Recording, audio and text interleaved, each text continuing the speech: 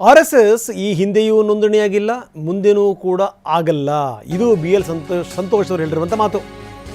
ಪ್ರಿಯಾಂಕ್ ಖರ್ಗೆ ಅವರಿಗೆ ಸಂತೋಷ್ ಅವರು ತಿರುಗೇಟು ಕೊಟ್ಟಿದ್ದಾರೆ. RSSಗೆ ಲಗಾಮ್ ಹಾಕಲಿಕ್ಕೆ ಹೊರಟಿದ್ದೀರಿ ನೀವು. ಸಂಘ ರಿಜಿಸ್ಟ್ರೇಷನ್ ಮಾಡಿಸುವಂಥ ಅವಶ್ಯಕತೆ ಇಲ್ಲ. ನೋಂದಣಿ ಆಗದೇನೇ RSS ಹಿಂದೂಗಳನ್ನು ರಕ್ಷಣೆ ಮಾಡಿದೆ. ಪ್ರಿಯಾಂಕ್ ಖರ್ಗೆ ಅವರೇ, ಸಂಘ ನೋಂದಣಿ ಮಾನದಂಡ ಅಲ್ಲ. ಬೆಂಗಳೂರಿನಲ್ಲಿ BL ಸಂತೋಷ್ ಈ ಹೇಳಿಕೆ ಕೊಟ್ಟಿದ್ದಾರೆ. BJP ರಾಷ್ಟ್ರೀಯ ಸಂಘಟನಾ ಪ್ರಧಾನ ಕಾರ್ಯದರ್ಶಿ ಇವತ್ತು ನೇರವಾಗಿ ಪ್ರಿಯಾಂಕ್ ಖರ್ಗೆ ಅವರಿಗೆ ತಿರುಗೇಟನ್ನು ಕೊಟ್ಟರು.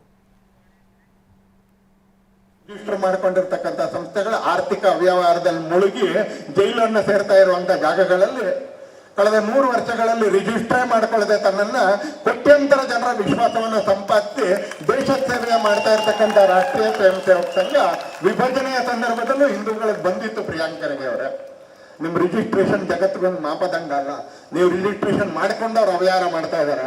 ಅದರ ರಾಷ್ಟ್ರೀಯ ಸ್ವಯಂ ಸೇವಕ ಸಂಘ ಇಲ್ಲಿರ್ತಕ್ಕಂಥ ಸಾವಿರಾರು ಜನರ ರೀತಿಯಲ್ಲಿ ಕೋಟ್ಯಾಂತರ ಜನರ ನಂಬಿಕೆಯ ಜೊತೆಗೆ ಇವತ್ತು ಕೆಲಸ ಮಾಡ್ತಾ ಇದೆ, ನಂಬಿಕೆಯ ಜೊತೆಗೆ ಕೆಲಸ ಮಾಡ್ತಾ ಇದೆ ಅಂತಾರೆ. ಸಣ್ಣ ಕಾರ್ಯಕರ್ತರು ತಾವು ಎಲ್ಲೆಲ್ಲಿದೀವೋ ಅಲ್ಲೆಲ್ಲ ಹಿಂದೂಗಳನ್ನ ರಕ್ಷಣೆ ಮಾಡಿದ್ರು, ಹಿಂದೂಗಳನ್ನ ಅತ್ಯಂತ ಜೋಪಾನವಾಗಿ ಎಲ್ಲಿ ಬದುಕುವುದ ಆ ಜಾಗದಕ್ಕೆ ಕರ್ಕೊಂಡು ಬಂದ್ರು ಅಂತಲೇ ಅಂದ.